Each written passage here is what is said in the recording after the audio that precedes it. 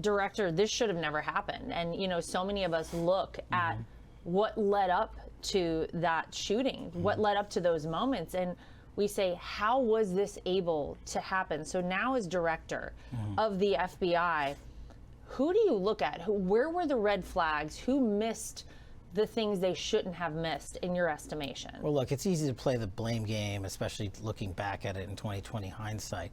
But this was an interagency failure by the prior administration. You and I both know that the campaign reached out and said, hey, we need more security for the president and his team, and they refused. So that's step one. When you have more agents and more cops and more people going in ahead of time and surveilling the scene, then you can prevent attacks like this.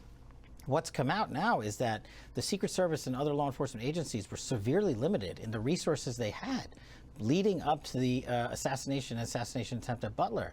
That, in my opinion, is a critical failure. When you need 100 guys and you get 20, there's only so much 20 can do. And so I think, to me, that's the criticality of it. Do you think we'll ever get full accountability? Will there ever be a person or people who, because of their failure, this happened and they're held accountable, do you think? I mean, I think for me, from the Bureau perspective, it's criminal conduct.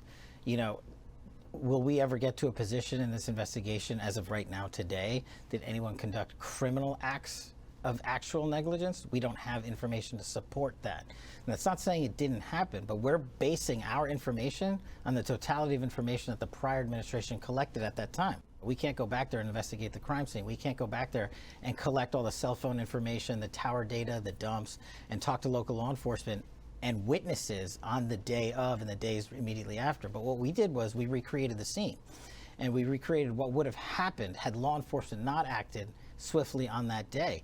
Things such as Thomas Crooks actually had an explosive device that he put in a vehicle on the grounds, and that fortunately never went off.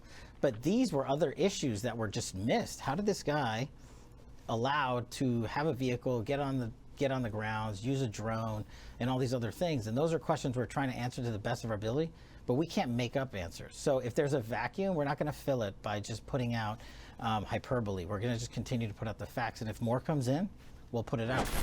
What difference at this point does it make? Join the movement. Feel the vibe. TrumpRap.com, where truth and rhythm collide.